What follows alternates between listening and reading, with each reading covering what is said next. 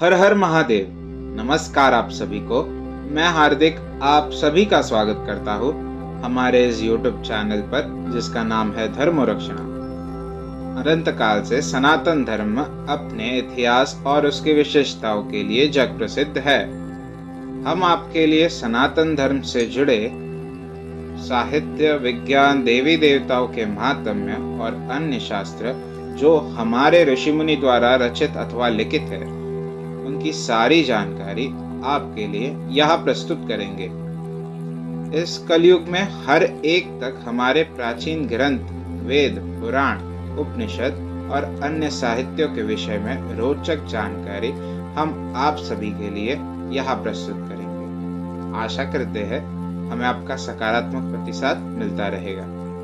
हर हर महादेव। श्री रुद्र संहिता तृतीय खंड 28वां अध्याय शिव पार्वती संवाद।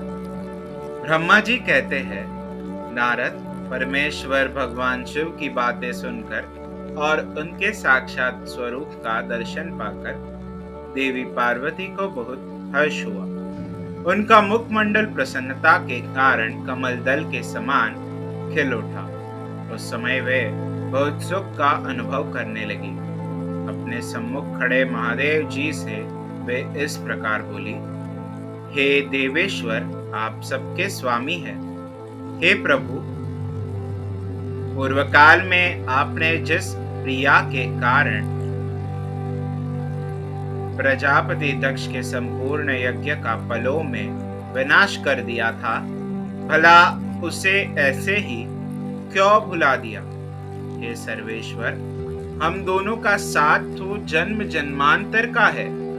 प्रभु, इस समय मैं समस्त देवताओं की प्रार्थना से प्रसन्न होकर उनको तारकासुर के दुखों से मुक्ति दिलाने के लिए पर्वतों के राजा हिमालय की पत्नी देवी मैना के गर्भ से उत्पन्न हुई हूँ। आपको ज्ञात ही है कि आपको पुनः पति रूप में प्राप्त करने हेतु ही मैंने यह कठोर तपस्या की है।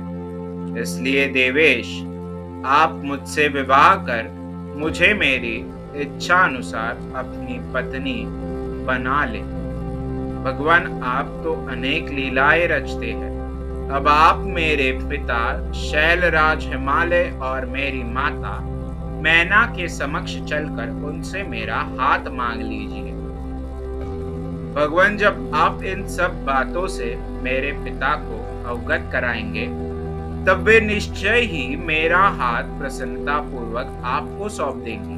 पूर्व जन्म में जब मैं प्रजापति दक्ष की पुत्री सती थी, उस समय मेरा और आपका विवाह हुआ था। तब मेरे पिता दक्ष ने ग्रहों की पूजा नहीं की थी। उस विवाह में ग्रह पूजन से संबंधित बहुत बड़ी त्रुटि रह गई थी। मैं यह चाहती हूँ कि इस बार शास्त्रोक्त विधि से हमारा विवाह संपन्न हो। हमें विवाह से संबंधित सभी रीति रिवाजों और रस्मों का भली भांति पालन करना चाहिए ताकि इस बार हमारा विवाह सफल हो सके। देवेश्वर, आप मेरे पिता हिमालय को इस संबंध में बताइए ताकि उन्हें अपनी पुत्री की तपस्या के विषय में ज्ञात हो सके। देवी पार्वती के प्रेम और निष्ठा भरे इन शब्दों को सुनकर भगवान शिव बहुत प्रसन्न हुए और हंसते हुए बोले, हे देवी महेश्वरी, इस संसार में हमारे आसपास जो कुछ भी दिखाई देता है वह सब ही नाशवान अर्थात नश्वर है। मैं निर्गुण परमात्मा हूँ। मैं अपने ही प्रकाश से प्रकाशित होता हूँ। मेरा अस्तित्व स्वतंत्र है। देवी, आप समस्त कर्मों को करने वाली प्रकृति है। आप ही महामाया है। आपने ही मुझे इस माया मोह के बंधनों में फंसाया है। मैंने इन सभी को धारण कर रखा है। कौन मुख्य ग्रह है, कौन ऋषितु समूह है।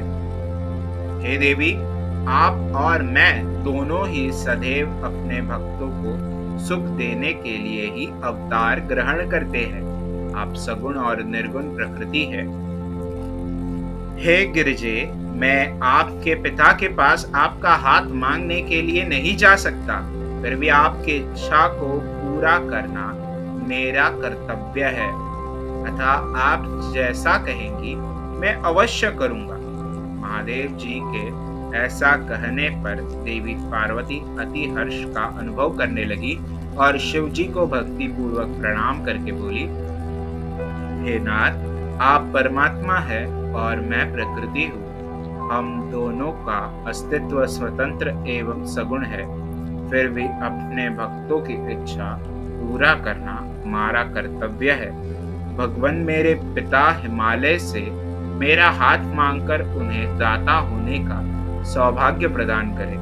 हे प्रभु, आप तो जगत में भक्तवत्सल्य नाम से विख्यात है। मैं भी तो आपकी परम भक्त हूँ। क्या मेरी इच्छा को पूरा करना आपके लिए महत्वपूर्ण नहीं है? नाथ, हम दोनों जन्म जन्म से एक दूसरे के ही है। हमारा अस्तित्व एक साथ है, तभी तो आपका अर्धनारीश्वर रूप सभी मनुष्यों, ऋषि मुनियों एवं देवताओं द्वारा पूज्य है। मैं आपकी पत्नी हूँ। मैं जानती हूँ कि आप निर्गुण निराकार और परब्रह्म परमेश्वर है। आप सदा अपने भक्तों का हित करने वाले हैं। आप अनेकों प्रकार की लीलाएं रचते हैं। भगवान, आप सर्वज्ञ है। मुझ दीन पर भी अपनी कृपा दृष्टि करिए और अनोखी लीला रचकर इस कार्य की सिद्धि कीजिए। नारद ऐसा कहकर देवी पार्वती दोनों हाथ जोड़कर और मस्तक झुकाकर खड़ी हो गई। अपनी प्राण वल्लभा पार्वती की इच्छा का सम्मान करते हुए महादेव जी ने हिमालय से उनका हाथ मांगने हेतु अपनी स्वीकृति प्रदान कर दी। तत्पश्चात त्रिलोकीनाथ महादेव जी उस स्थान से अंतर्धान होकर अपने निवास कैलाश पर्वत पर चले गए। कैलाश पर्वत पर पहुंचकर शिवजी ने प्रसन्नता पूर्वक सारा वृत्तांत नंदीश्वर सहित अपने सभी गणों को सुनाया। यह जानकर सभी गण बहुत खुश हुए और नाचने गाने लगे। उस समय वहां महान उत्सव होने लगा। उस समय सभी खुश थे और आनंद का वातावरण था। अध्याय 28वां समाप्त। हमारे कार्य की सराहना करते हुए इस YouTube चैनल को सब्सक्राइब करें, वीडियोस को शेयर करें और लाइक करें। हमारे कार्य मानव जाति के हित हेतु अधिकांश मानव जाति तक पहुंचाने में हमारी सहायता करें।